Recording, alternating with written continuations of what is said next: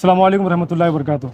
जैसा कि आप देख सकते हैं हमारे लाड़के आमदार जनाब प्रदीप जायसवाल साहब हमारे एक कॉल पर हमारी जो समस्या यहाँ इस्लाम दरवाज़ा कटकट गेट की, उसके अलावा जो हमारा अरफात ख़बरस्तान का जो पुल है, जो सभी एरिए जो जुड़ते हैं एक ही ख़बरस्तान एक ही मस्जिद को, जो काफ़ी दुश्वारियों का हमारी आवाम को वहाँ का सामना करना पड़ रहा, उसका पेंडिंग काम, हमारे कटकट गेट का पेंडिंग काम, उसके अलावा जो बाजू में हमारे गेट के पुल के बाजू में जो शौचालय का जो हमने कहा था उसका काम, और हमारे जो पीछे गार्डन का प्रपोजल है उसका काम हमने इससे पहले भी लेटर दिया था माननीय जी श्रीकांत साहब को, कमिश्नर साहब को, तो उस पर कोई जो है तो एक्शन नहीं लिया गया, कोई जो है तो कार्रवाई नहीं की गई। इसीलिए हमने हमारे आमदार साहब को यहाँ पर बुलवाकर विजिट करवाकर पूरा सर्वे करवाया और उसका जो है तो जितना काम है उसका सर्वे करवाकर साहब को बताया कि हमने साहब ऐसी समस्या है, तो साहब ने हमें आश्वासन दिया कि इंशाल्लाह जल्द से जल्द एक हफ्ते के अंदर अंदर इसका काम, गार्डन का काम और जो हमने पुल का जो काम बताया उसका जो काम है वो बारिश की वजह से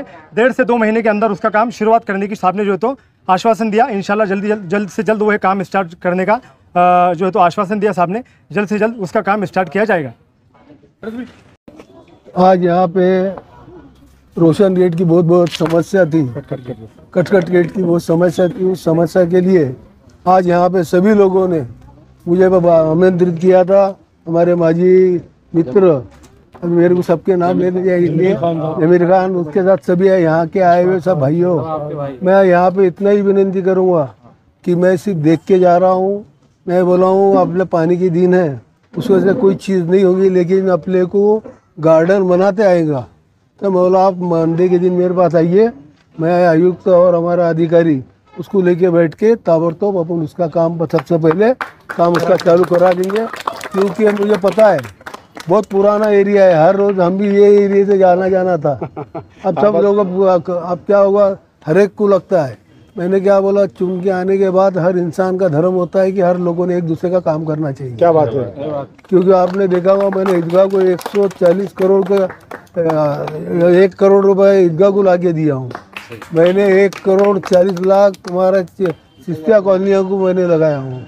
मैंने छावनी के इसको गेट को 25 लाख रुपए ये कराया हूँ। यानी बोलने का मतलब काम करते समय ये मत देखो कि तुम कौन थे मैं कौन था, किन्ने किसको वोट दिया, किन्ने किसने लिया, किन्ने क्या करा।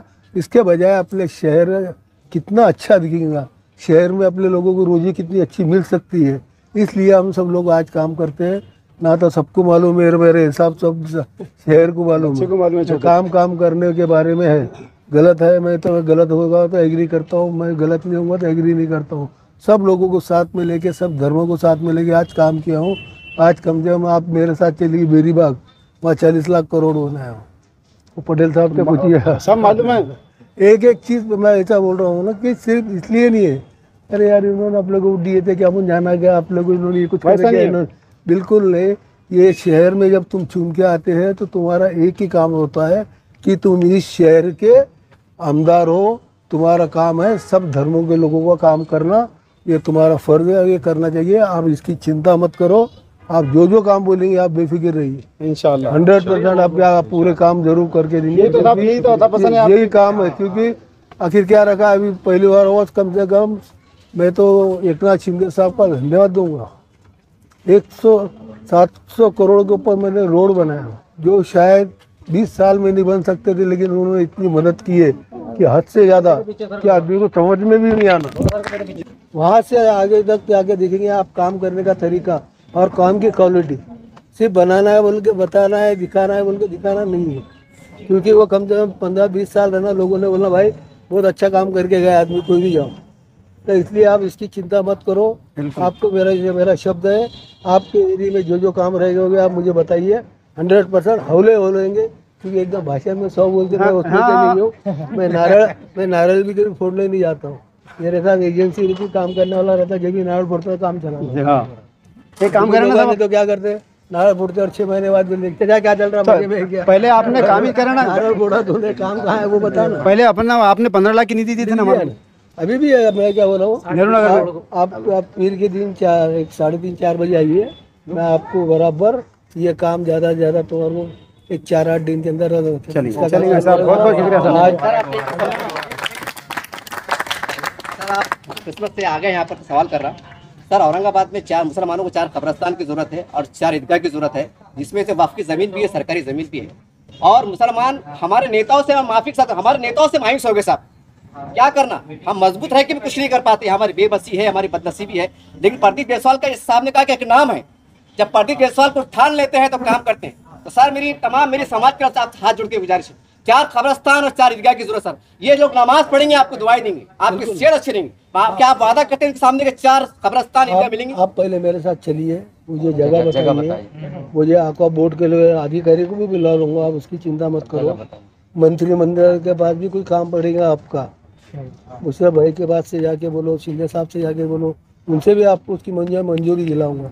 लेकिन वो उस पर अपने इस पर बैठना चाहिए। आप मेरे साथ चलिए, आप 2-3 दिन के बाद मुझे बोलो, मैं आपके साथ चारों जगह देखने के लिए। कि माननीय आमदार प्रदीप जायसवाल साहब वो शख्सियत है कि अगर किसी एरिया में उनको बुलाया जाए तो वो ये नहीं देखते कि ये एरिया किसी का है, ये कौन से समाज का है। ये ये एक ब्रांड है अपने पास, अपने ज़िले में, कि ये कोई गरीब से गरीब आदमी के पास जाते, जिससे उनकी पहचान हो ना हो, ये एक ब्रांड है। और ये किसी का भी काम करते। सईदा कॉलोनी में इन्होंने कहा था कि मैं आपका काम 4 महीने में करके दूंगा, लेकिन कुछ लोग बीच में आए और उसको पेंडिंग कर दिया। साहब ने बोले रुक जाओ, इनका काम होने दो, वो करे ना करे मैं करके दूंगा। आज साहब का काम चल रहा। साहब ने जब भी कभी वादा करे तो वो काम चाहे कुछ भी हो जाओ करके देते।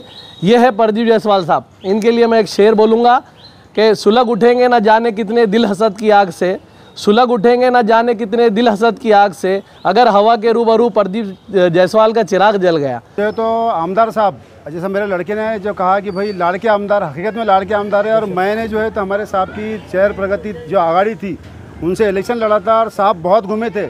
लेकिन अब मैं मुनासिब नहीं समझता कि साहब को इतना लेकर घूमना। सिर्फ हमारी साहब से जो है तो 3 ही अपेक्षा है। सबसे पहला जो है तो कटकट गेट, इस्लाम दरवाजे का जो है तो स्वच्छीकरण, सुशोभीकरण और जो है तो गार्डन, एक प्रपोजल ये है।